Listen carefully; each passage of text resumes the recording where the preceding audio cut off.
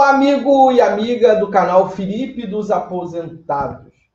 O que vou mostrar hoje pode mudar a sua forma de ver tudo que está acontecendo no Brasil hoje.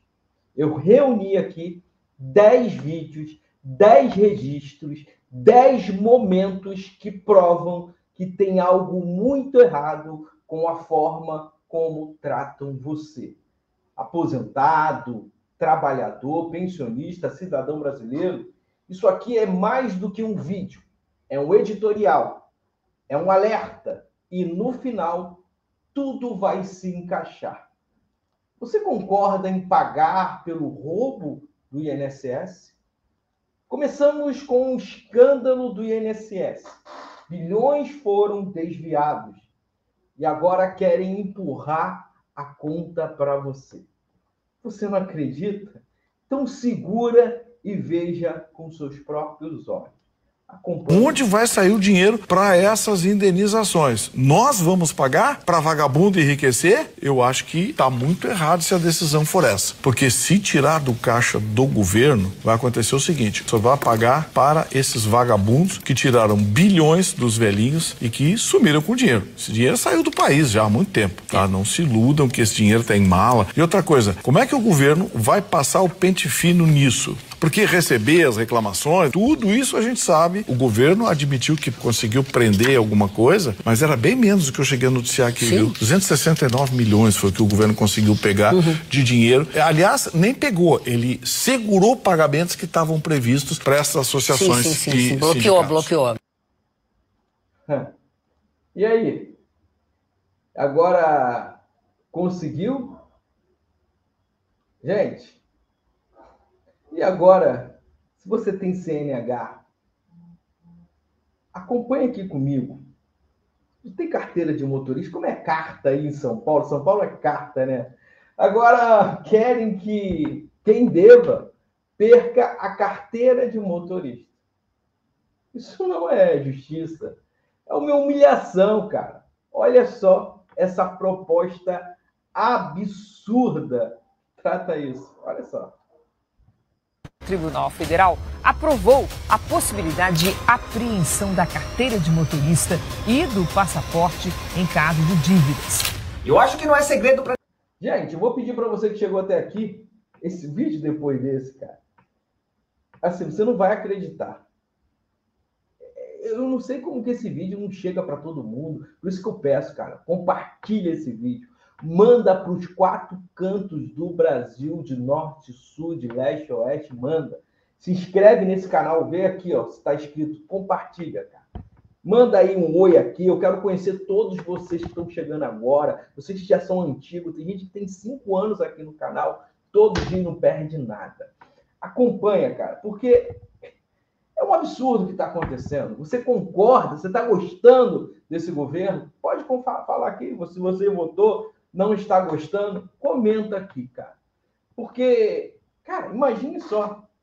Ninguém que o PT conseguiu quebrar o Brasil. Para você ter uma noção do impacto do desastre econômico provocado pelo governo Lula, cerca de 73 milhões de brasileiros estão endividados. É isso mesmo, 73 milhões. E ao invés do Estado facilitar a vida dos brasileiros, como fez o governo Bolsonaro, que extinguiu o seguro DPVAT, que aumentou de 20 para 40 pontos no caso de suspensão da CNH, além da possibilidade de parcelamento das multas. Hoje o brasileiro já está sofrendo com dívidas pelo fato do governo ter quebrado o Brasil, e o que o Estado faz? Ao invés de melhorar, facilitar a nossa vida, criam ainda mais barreiras, acabando inclusive com o nosso direito de ir e vir. Agora, num país quebrado, o brasileiro já não pode nem mais dirigir. Se bem que com o preço que está a gasolina atual, dirigir já está deixando de ser uma opção. Agora, gente, terceiro vídeo, Janja e a vergonha lá fora, gente. Nem a mídia aliada ali aguenta mais a Janja. Gente. Janja foi desmoralizada na frente do mundo. E o Brasil, mais uma vez, virou motivo de piada internacional. Olha aí. A história. Era um evento na presença de Xi Jinping, de Lula, de integrantes do governo. Janja estava presente e não estava prevista fala. Não tinha previsão de fala de ninguém. Em dado momento, segundo o relato da Andréia e do Valdo, Janja pede a palavra e faz uma crítica ao TikTok, que é uma plataforma chinesa. E no meio dessa crítica ela diz o seguinte, que plataformas, que as Big Techs estão dando muito discurso para a extrema-direita. A extrema-direita se vale dessas plataformas, dessas Big Techs, para propagar os seus discursos extremistas. Só que essa frase de Janja acabou causando, segundo o relato da reportagem da Andréia e do Valdo, constrangimento e, de fato, provocou constrangimento. Em primeiro lugar, e eu vou fazer uma tradução do constrangimento com a minha avaliação disso, e depois eu quero tratar de um outro aspecto que foi o conhecimento desse fato. Em primeiro lugar, numa situação em diplomacia, se lá está previsto a fala, a pessoa tem que falar. Se não está previsto fala, não tem que falar. É uma quebra diplomática, é uma quebra do protocolo fazer qualquer coisa diferente na casa dos outros. Sabe quando a gente aprende desde pequeno que a gente não pode fazer na casa dos outros algo que possa incomodar o dono ou a dona da casa? Em diplomacia, isso é levado ao paroxismo, ou seja, à extremidade, ao exagero. Não se pode, porque isso pode causar arestas, isso pode atrapalhar alguma negociação ou isso pode incomodar bastante o anfitrião, o que foi o caso, segundo o relato de pessoas do governo, ouvidas pela Sadi e pelo Valdo. Por que Janja pediu a palavra? E por que pediu a palavra para tropeçar ou escorregar numa casca de banana? É função de um integrante do governo? Não. Atrapalhar o protocolo? Não. Muito menos de uma primeira-dama. Vamos pensar aqui em outros parceiros de presidentes ou chefes de Estado. Você vai imaginar, por exemplo, vamos pegar aqui Angela Merkel, que foi a mulher mais poderosa do mundo durante o período em que governou a Alemanha. O marido de Angela Merkel, o discretíssimo professor de física quântica, nunca apareceu quebrando o protocolo e pedindo a palavra quando não estava previsto palavra de ninguém.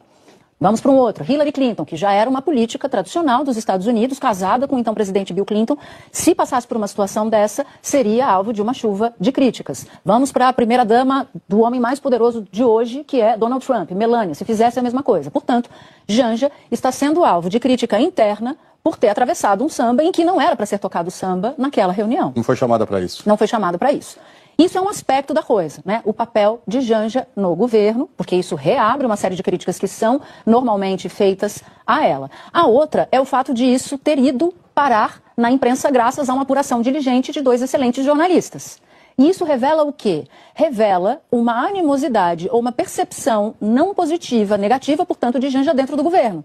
Porque se ela causa um constrangimento diplomático, isso vai e chega até a imprensa, é porque isso revela que Janja não é tão benquista assim em alguns círculos do poder. E nessas questões de corte, quando se tem vazamento assim, isso acaba revelando esse tipo de circunstância, de que tem gente que acha que este fato merece a publicidade por não gostar, por exemplo, da primeira-dama. Vazou por uma razão. Vazou porque Janja, pelo menos para parte do governo, não é uma figura benquista. Isso não é uma novidade. Eu não estou contando uma novidade. Então tem dois aspectos aí. Tem o aspecto diplomático ou de protocolo, no mesmo dia em que Lula diz que nunca foram tão importantes as relações entre China e Brasil. Uma fala da primeira-dama que não estava prevista fazendo uma crítica. Xi Jinping, segundo o relato da reportagem da Sadi e do Valdo, disse que o Brasil tinha autonomia para regular a plataforma, inclusive banir o TikTok. Então também levou uma resposta de...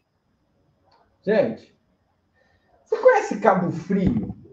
Cabo Frio, lindo aqui no Rio de Janeiro.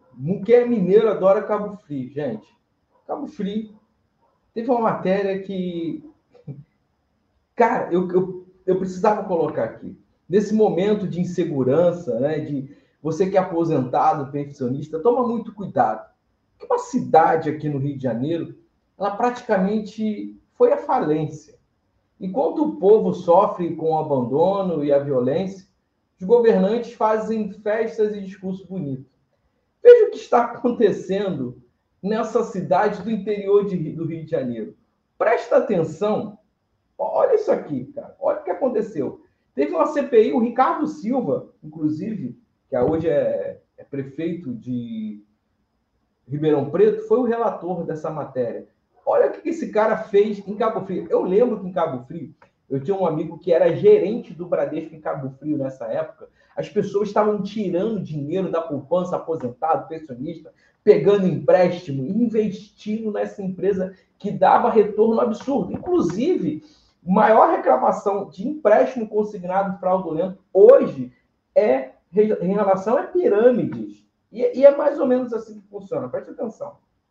Girou 38 bilhões de reais. Teve uma cidade que quebrou, Cabo Frio.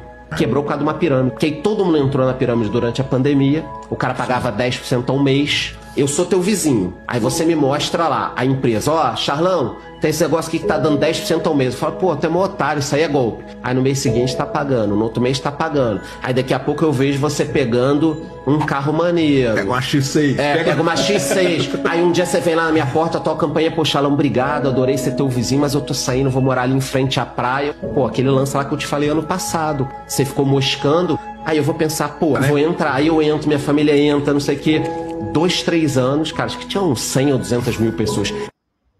Gente, cara, tomaram um prejuízo. Eu conheço, tenho amigos meus que me chamaram na época, montaram até pousada em Arraial do Cabo, com dinheiro, investiram, venderam apartamento para botar dinheiro ali, mas perderam tudo, cara. É complicado. Gente, essa semana também, um episódio que aconteceu, o ministro da Previdência acusado, gente.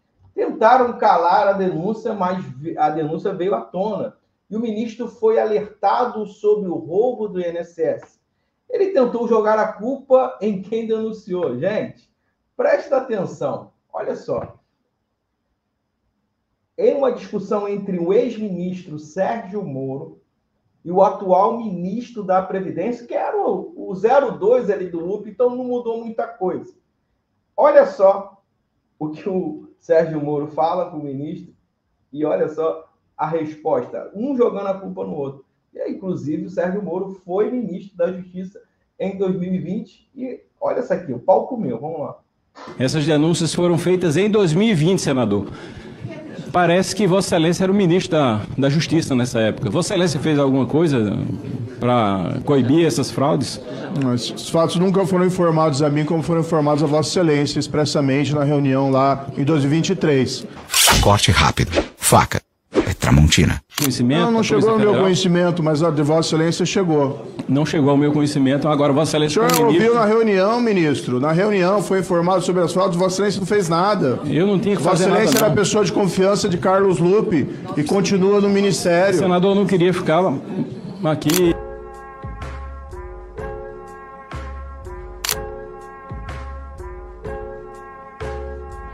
Que esse depoimento foi em setembro de 2020.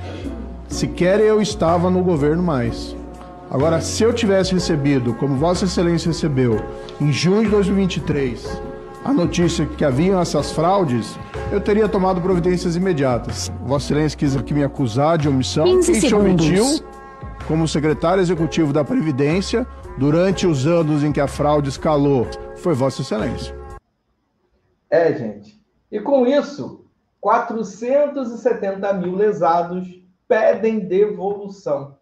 Quase 500 mil de aposentados pediram reembolso de descontos que nunca autorizaram. Isso é roubo. É um roubo descarado. E não dá mais para esconder.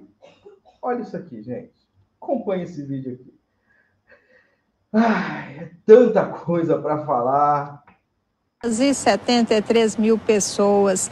Vale ressaltar que o número de acessos no meu INSS chegou a quase 8 milhões. Por isso, o governo brasileiro está preocupado aí, diz que tem muito curioso entrando no aplicativo, mesmo sem ter a desconfiança, né? A dúvida se foi descontado ou não da aposentadoria e pensão o valor referente a esses descontos associativos. Fato é que, segundo o INSS, é bastante positiva essa contabilidade até agora. A partir do momento em que o segurado diz que não fez essa opção, 98,6% das pessoas que entraram no aplicativo, que prestaram essas informações ao INSS, informaram que não fizeram esse pedido, não autorizaram esse desconto nas aposentadorias e pensões. Agora, qual que é o passo? O governo, o INSS, vai notificar as associações, as entidades, para que elas apresentem documentos dessas adesões. Se elas não tiverem esses documentos, elas vão ter 15 dias úteis para apresentar documento, mais 15 dias úteis para efetivamente liberar, devolver os valores que foram desviados das contas dos segurados. Ou seja, traduzindo aí, a partir do momento que você solicitou aí, né, dizendo que não fez o empréstimo, a partir desse momento, o que vai acontecer? Vai demorar 30 dias para você receber esse dinheiro de volta. Então, assim, no próximo pagamento vai vir sem desconto. E nos próximos pagamentos, como é que vai vir? E detalhe, e se eles provarem, né, ali tiver algum documento dizendo que foi assinado, aí é mais uma fraude, né? Gente, e cadê a CPI agora? É isso aí, gente. Em 2021, o Lindbergh Faria queria CPI para tudo. É isso mesmo. Mas agora que o rombo atinge aposentados, o silêncio toma conta. A hipocrisia está ali escancarada.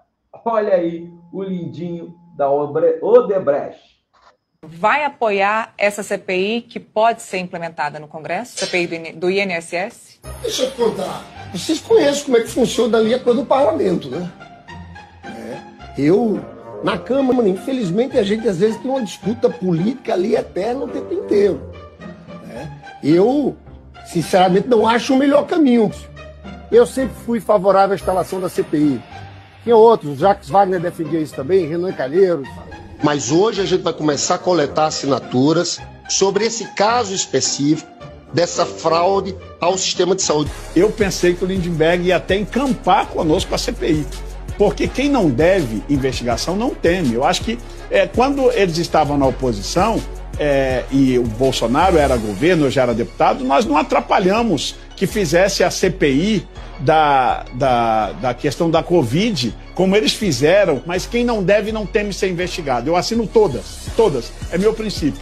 Mas já começam aqui, não, CPI pode misturar. Sabe por que não vai misturar? Porque o governo já está misturado com seus problemas. Gente. E aí, Bolsonaro tem culpa ou não tem culpa? Eles tentam a todo custo jogar a culpa nas costas de Bolsonaro. Mas os documentos e as denúncias e as datas mostram outra verdade. Veja com atenção e veja aí com seus próprios olhos. Olha isso aí. Não vem para combater fraudes. Sindicatos que estão sendo mais uma vez atacados e tendo um direito retirado. Olha, essa medida provisória 871 é uma violência, é uma criminalização dos pobres. E agora ele quer impedir que o sindicato faça esse serviço para garantir um direito. Isso é um absurdo. Essa é a medida provisória do mal. A medida provisória 871, ela dificulta o acesso à aposentadoria, ela é cheia de cascas de banana para atrapalhar a vida do homem do campo. A lógica desta medida provisória é uma lógica de considerar que toda a população pobre, o trabalhador de baixa renda, aqueles que são destinatários e beneficiados pelo BPC, que são suspeitos. O governo Bolsonaro quer jogar toda a criminalização em cima de pescadores, de trabalhadores, de agricultoras, do BPC, do auxílio-doença. É jogar uma dúvida, a dúvida sempre em cima dos pobres. Neste caso, portanto, nós orientamos não ao texto, para que aquele que tem o benefício de prestação continuada não seja perseguido pela lupa do governo Bolsonaro. Denúncias formais na PF. Um servidor do INSS denunciou tudo à Polícia Federal. Documentos, provas, gravações e, mesmo assim, o silêncio total. Vamos lá? O funcionário da direção central do INSS procurou a Polícia Federal em setembro de 2020, depois de ter recebido ameaças de morte. Ele atuava na área que analisa os descontos nos benefícios e disse que as ameaças começaram depois que ele identificou irregularidades nesses processos. Ele pediu para não ser identificado, mas aceitou conversar sob a condição de anonimato. Na época que a diretoria de benefícios estava cortando, né? Os ACTs estavam fazendo uma auditoria em cima deles. Alguns servidores receberam ameaças, foi falado lá dentro. O coordenador que estava atuando em cima dos ACTs e também o diretor. Eles receberam ameaças justo no período onde que estavam enviando ali as auditorias dos descontos associativos. Depois da denúncia, a Polícia Federal abriu uma investigação que foi encerrada no ano passado sem nenhum indiciamento. A Polícia Civil do Distrito Federal começou a investigar os descontos indevidos em 2020, depois que aposentados do INSS fizeram denúncias ao Ministério Público. O servidor foi chamado para depor em fevereiro de 2021. Ele repetiu as denúncias de descontos irregulares em benefícios feitos pela CONAFER, a Confederação Nacional de Agricultores Familiares e Empreendedores Familiares Rurais. No depoimento, o servidor disse que em 2020 houve um aumento repentino e anormal em comparação com outras associações, que em janeiro de 2020 a CONAFER tinha cerca de 80 mil filiados com desconto nos benefícios previdenciários. E em outubro de 2020, esse número superou 250 mil. Nesse mês, o acordo da CONAFER estava suspenso. O acordo entre a CONAFER e o INSS para fazer os descontos direto nos benefícios foi assinado em 2017 e foi suspenso em setembro de 2020 após servidores do órgão identificarem irregularidades. Em outubro, o então presidente do INSS, Leonardo Rolim, transferiu da diretoria de benefícios para a diretoria de atendimento a responsabilidade por analisar esses acordos. A mudança permitiu que a CONAFER fosse reabilitada. Na época, a CONAFER chegou a homenagear o então diretor de atendimento do INSS, Jobson de Paiva Salles, responsável por reverter a suspensão. Um relatório da Controladoria Geral da União mostra que a CONAFER foi a entidade que mais aumentou o volume de descontos entre 2019 e 2024 em números absolutos, passando de R$ 400 mil por ano em 2019 para 57 milhões em 2020 e 202 milhões em 2023. Em março de 2021, o presidente da CONAFER, Carlos Roberto Ferreira Lopes, prestou depoimento na investigação da Polícia Civil. Ele se recusou a informar quanto recebeu de rendimentos, alegando a existência de um termo de confidencialidade. O Jornal Nacional teve acesso ao termo, que foi assinado 2 vezes por Carlos Roberto, como presidente da associação e como funcionário. No depoimento, Carlos Roberto disse que a CONAFER ou seus integrantes não foram responsáveis pela inserção de descontos indevidos nos benefícios de aposentados e pensionistas, mas sim, se tal fato ocorreu, a responsabilidade seria da Dataprev, empresa pública federal que processa os pagamentos do INSS. De acordo com a Polícia Civil, há indícios de que entre 2019 e 2020, Carlos Roberto e a esposa dele, Bruna Brás, negociaram 5 imóveis, incluindo uma fazenda avaliada em 3 milhões de reais. Ainda em 2021, a Justiça do DF decidiu que a competência para investigar o caso era da Polícia Federal, mas a operação para desarticular o esquema só ocorreu agora em abril de 2025, que acabou levando à queda do ministro da Previdência e do presidente do INSS. Censura até na Globo News. Enquanto a censura atinge até a Globo News, gente, é porque a coisa está feia mesmo. Nem os aliados conseguem mais proteger esse sistema podre. Vamos acompanhar? Assiste esse vídeo aqui. Trazer alguém da China para ajudar a gente a regulamentar rede social, pela razão de que a China não permite liberdade de expressão. As redes sociais da China são todas controladas. Algumas redes sociais simplesmente não podem funcionar. E qual seria o aconselhamento que um representante do governo Xi Jinping poderia nos dar nesse sentido? Se for para fazer aqui o que se faz lá, haverá, digamos, a ditadura dos conteúdos compartilhados pelas redes sociais ao gosto do governante de ocasião. Não acho que seja um bom aconselhamento. Agora, se me permite, Marcelo, eu estive na China em 2014 para fazer uma série especial para o Jornal da Globo e para a Globo News, no início da gestão do Xi Jinping. Você não imagina como essa missão jornalística foi precedida de muito trabalho para a gente compreender como a gente deveria submeter quase tudo ao governo chinês, qual é o roteiro, quais são as perguntas, quais são os entrevistados. Nós tivemos que remunerar um guia chinês que fala português para nos acompanhar o tempo todo, pagando hospedagem, pagando alimentação, para ele ficar do ladinho vendo o que a gente estava fazendo. Quando a gente visitava alguma universidade, alguma usina de energia, era uma solenidade. A gente não é governo, jornalista. A equipe toda sentada de um lado da mesa, do outro lado da mesa os anfitriões, para debater previamente. O que vocês vão fazer aqui, de que jeito, o que vocês pretendem, com quem a gente então deve se entender. É difícil compreender como uma outra cultura, num regime que tem esse viés não democrático, se comporta para a gente não fazer feio no país dos outros. Isso tudo para dizer que o Itamaraty protocolar isso nas embaixadas do mundo inteiro. Uma visita como essa é precedida de um trabalho monumental para você definir a agenda, o que será dito em cada encontro, quais são os objetivos do Brasil e como a gente vai acolher os pedidos da China. Quem vai falar, por quanto tempo vai falar e o que vai dizer. E aí, pessoal? Como é que tá essa situação, hein? Cara, agora que você viu tudo, a pergunta que fica é: por que querem esconder isso de você?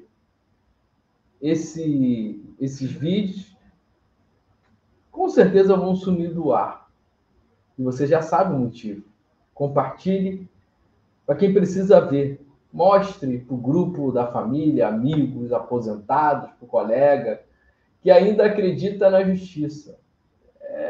Assim, gente.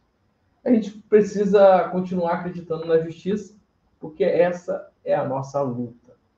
E ela está apenas começando. Porque eu sempre vou acreditar que o melhor ainda está por vir. Só está começando. Tchau, tchau.